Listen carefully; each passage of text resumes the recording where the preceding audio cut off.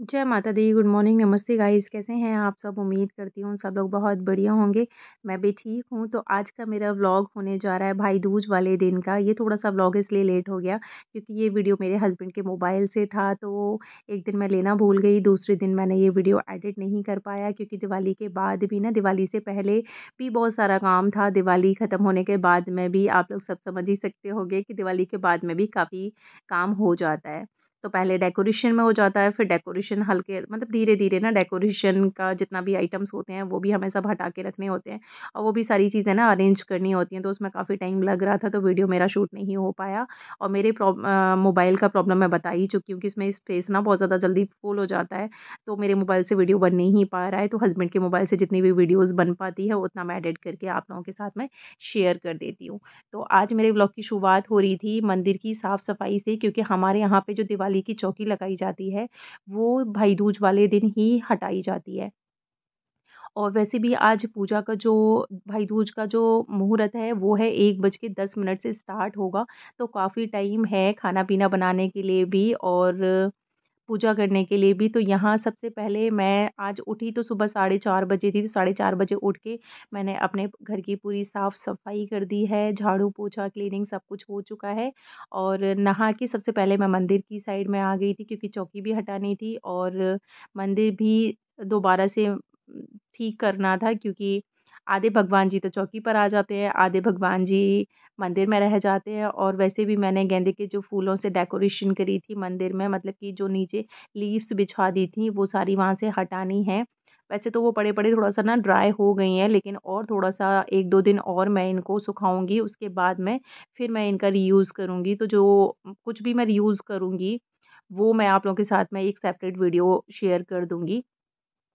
तो यहाँ मेरे पास में तांबे की थालियाँ हैं, तो 2 तांबे की थालियाँ मैंने निकाल रखी हैं, 11 तांबे की थाली है मेरे पास में मेरी शादी की, तो उसमें से मैंने 2 थालियों को निकाल रखा है। तो मैं पूजा-पाठ का जो भी काम करती हूँ, तो इन दोनों थालियों का यूज़ हो जाता है और उसके बाद में फिर मैंने इन दोनों थालियों को मंदिर के नीचे जो ड्रॉअर है, उसी में रखा हुआ है, ताकि मुझे ढूँढने-ढाँड़ने की ज़रूरत पड़ती है नहीं। तो एक थाली में मैंने जो मंदिर की जितनी भी माता रानी की मूर्तियाँ थीं, वो सब मैंने एक थाली में रख ली हैं। और जो चौकी पे माता रानी थी, लक्ष्मी गणेश जी और कुबेर भगवान जी, सरस्वती माँ, तो वो मैंने एक थाली में रख ली हैं, क्योंकि मुझे ये जो चौकी पे जो कपड़ा बिछा हुआ है, वो ही मंदिर में भी नीचे की साइड में मुझे ये फैब्रिक ना बिछाना है, क्योंकि ये फैब्रिक बहुत अच्छा है।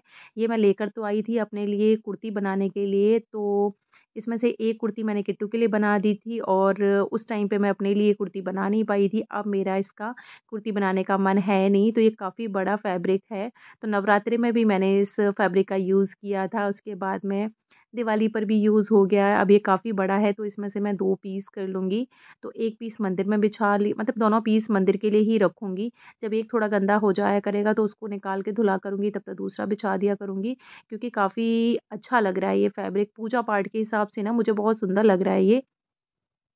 इसलिए मैं इसको यहीं बिछा दूँगी। काफ़ी अच्छा वेलवेट भी है इसका और डार्क मजेंटा कलर है इसका, गोल्डन वर्क हो रहा है, तो अच्छा लगेगा मंदिर में बिछा के।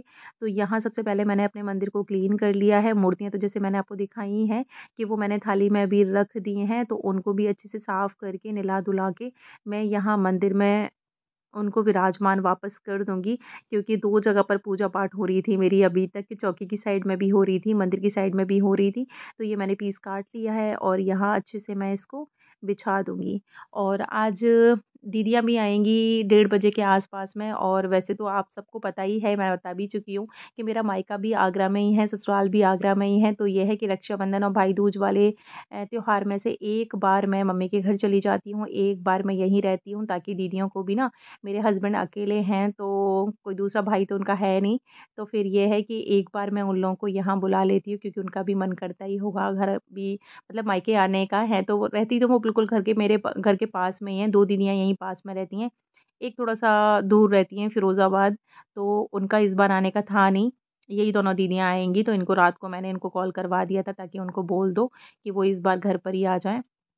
मम्मी के घर जाने का था नहीं, तो रात को ही प्रोग्राम बन गया था, मेरा सेट हो गया था कि इस बार मैं मम्मी के घर नहीं जाऊँगी। मैंने मना भी कर दिया था कॉल करके, भाइयों को बोल दिया था कि यहीं पर आ जाना, लेकिन आज ना मेरी भतीजी का भी बर्थडे है, मतलब कि मेरे छोटे वाले भाई की बेटी का भी बर्थडे है, तो वहाँ जाने का नहीं था, लेकिन अभी मेरी भाभी का कॉल आ गया है, तो वो बहुत ज़्यादा रिक्वेस्ट कर रही थी बुलाने के लिए, क्योंकि पहले से हो सकता है कि उनका सेलिब्रेट करने का मूड ना हो।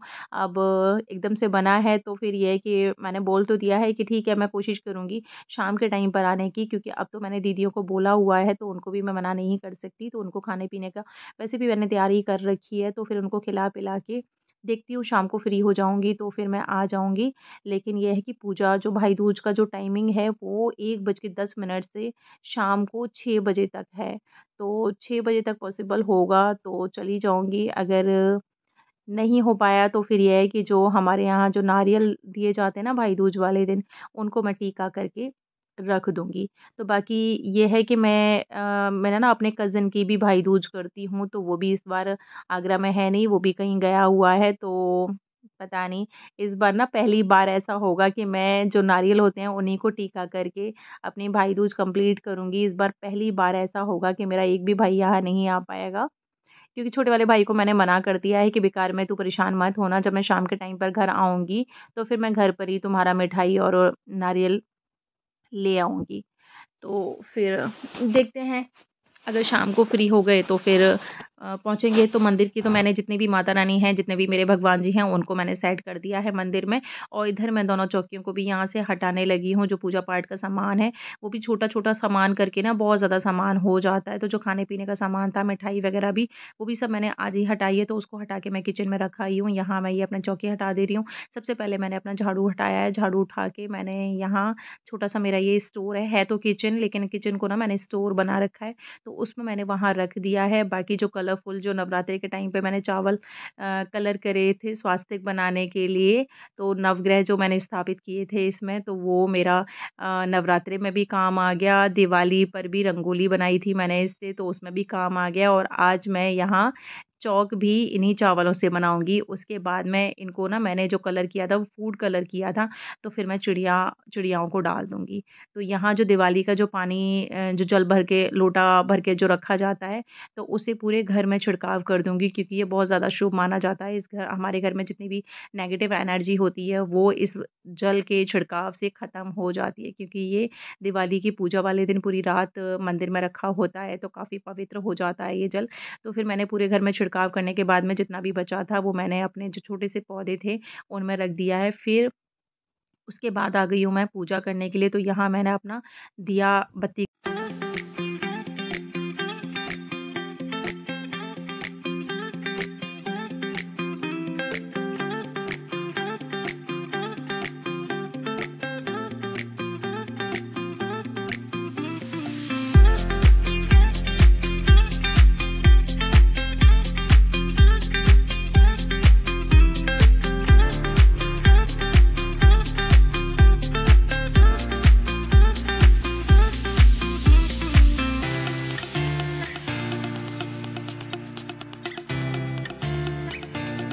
अब यहाँ मेरा मंदिर भी सेट हो गया, माता रानी की पूजा भी हो गई, तुलसी माँ की भी पूजा हो गई, दिया जला दिया मैंने यहाँ पर। तो पूजा पाठ से अब हो गई हूँ मैं बिल्कुल फ्री, और ये भी नहा धो लिए हैं, इन्होंने भी पूजा पाठ कर लिया है अपना। और फिर आ गई हूँ जी मैं किचन में, और आज खाने में बनाने लगी हूँ मैं खीर और मटर पनीर की सब्ज़ी और दही बड़े, जैसे कि ना पकौड़ियाँ तो सिकी रखी हैं, तो उसको दही में ही मिक्स करना है, सौंठ भी बनी रखी है। तो दही बड़े बनाऊँगी, रायता बनाऊँगी, और आलू उबाल रखे हैं मैंने, थोड़ा-सा मतलब थोड़ी बहुत कचौड़ियाँ भी बनाने वाली हूँ। तो इधर सबसे पहले मैंने पनीर को कट करके पनीर को भून ले रही हूँ मैं ज़्यादा। आज ना मैं मटर पनीर की रेसिपी, मतलब सब्ज़ी की रेसिपी या फिर कोई भी रेसिपी आज आप लोगों के साथ मैं शेयर नहीं करूँगी, क्योंकि समझ सकते हो आप लोग, क्योंकि त्योहार वाले दिन ना बहुत ज़्यादा काम हो जाता है। वैसे भी मटर पनीर की सब्ज़ी ना काफ़ी बार मैं आप लोगों के साथ में शेयर कर ही चुकी हूँ। तो यहाँ सबसे पहले मैंने पनीर को कट कर लिया है, उसको थोड़ा-सा ही मैं भूनूँगी, ज़्यादा डार्क नहीं करूँगी, हल्का-हल्का सा ही भूनूँगी, बस जो उसका पनीर का जो कच्चापन होता है बस उसको निकालूँगी, क्योंकि बच्चों को ना पहले कच्चे पनीर की सब्ज़ी अच्छी लगती थी, अब उनको सिके हुए पनीर की सब्ज़ी अच्छी लगने लगी है। तो इधर मेरी दूसरी साइड में मेरी खीर बन रही है, और खीर के बगैर ना त्योहार पता नहीं क्यों ऐसे लगता है जैसे कंप्लीट नहीं हुआ है, खीर तो होनी ही होनी चाहिए, लेकिन अभी 4-5 दिन हो गए ना, लगातार चिकनाई खाते-खाते तो बड़ा मन ना ऐसा हो गया है। लेकिन आज लास्ट है कि आज भाई दूज वाले दिन तक ना हमारे यहाँ पे तवा नहीं रखा जाता, मतलब रोटी नहीं बना सकते, इसलिए पूड़ी ही चल रही थी। किट्टू को तो बोल रही थी कल कि पूड़ी की बजाय आप पराठे बना दो, लेकिन पराठे भी तवे पर ही बनते, तो मैंने कहा आज और खा लो पूड़ियाँ, फिर कल से रोटियाँ खानी ही है हम लोगों को। तो यहाँ मेरी ग्रेवी तैयार हो गई है मटर पनीर की, और देख ही रहे हो आप कितनी ना कलरफुल ग्रेवी बन के तैयार हुई थी। मटर पनीर की सब्ज़ी बहुत टेस्टी बनने वाली है, जैसे कि उसकी शक्ल से लग रहा है। तो उधर मैंने सब्ज़ी को अपना मसाला वगैरह सब कुछ डाल के ना ग्रेवी तैयार कर दी है, उसको थोड़ा-सा बॉयल होने दूँगी। तब तक मेरी खीर भी बनी जा रही है, और इधर मैंने बूंदी का रायता बना के रख दिया है साइड से। और फिर उसके बाद में मैंने अपना पूरा किचन क्लीन कर लिया था, क्योंकि ना फैला हुआ किचन ना अच्छा नहीं लगता है। उतनी देर में आ गई थी दीदी, तो ये बड़ी वाली दीदी हैं मेरी, ये पहले आ गई थी, दूसरी वाली दीदी अभी थोड़ी बहुत देर में आ रही होंगी। तो इधर मुहूर्त भी हो गया है, मतलब 1 बज के 10 मिनट हो ही गए हैं, तो दीदी बोल रही हैं कि पहले टीका करवा लो। और ये जो हमारे यहाँ पे ना भाई दूज के टाइम पर ये चौक बनता है, जिसको मैं बनाना बिल्कुल ही मेरे दिमाग से निकल गया, मैं बनाना भूल गई थी। तो दीदी जब आ गई तो उन्होंने याद दिलाया, तब मैंने वो फटाफट से चौक बना दिया है। उसके बाद मैं फिर यहाँ पे दीदा, मतलब कि दीदी दीदा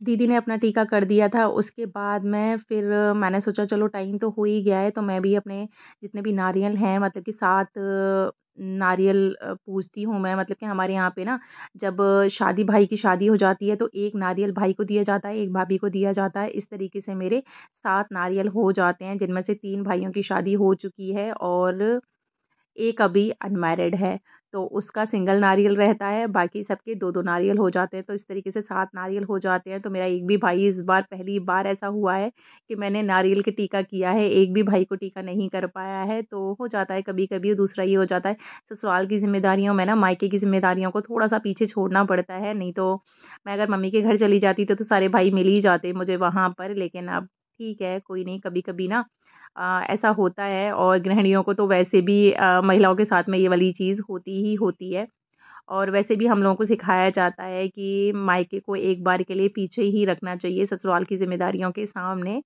तो बस मैंने अपनी जितने भी मतलब गोले कर दिए थे, अपने पूजा पाठ कर दिया था, उसके बाद में यहाँ रख दिया था। तब तक आरू कि भी भाई दूज हो जा रही है, और आरू ना बड़े नखरे दिखाता है, इसको बड़ा टेंशन हो जाती है। इसको ऐसे लगता है कि भाई दूज करवाते हैं या फिर राखी बंधवाते हैं तो पैसे देने पड़ते हैं। उसको ऐसे रहता है पैसे देने क्यों पड़ते हैं, पैसे लिए भी तो जा सकते हैं ना। दीदी बड़ी है तो दीदी को उल्टे मुझे पैसे देने चाहिए, मैं क्यों पैसे दूँ?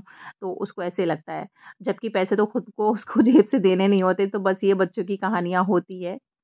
तो यहाँ बड़े बेमन से ना भाई दूज करवा रहा है वो। और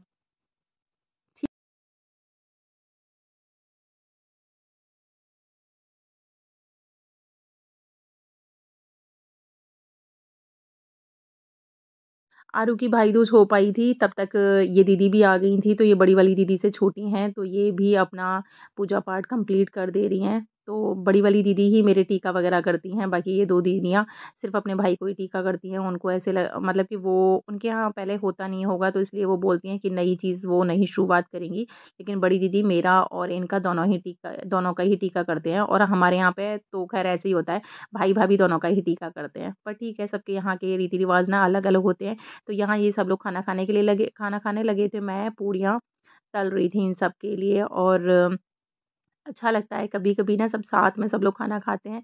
पहले ये मेरे साथ में पूड़ियाँ तलवा रहे थे, फिर दीदियों ने बोला कि हम खाना खा रहे हैं, तो फिर भाई को भी अपने साथ ही खाना खिलाना चाह रही थी वो। तो बस मैंने थोड़ी-सी पूड़ियाँ रह गई थी, तो बस मैं तलने लगी थी, बाकी इधर की तरफ ये सब लोग आ गए थे। किट्टू खाना परस रही है, इसलिए यहाँ नहीं दिख रही है। तो फिर मेरा खाना-पीना यहाँ इन सब का करवाने के बाद में मिलती हूँ मैं अभी।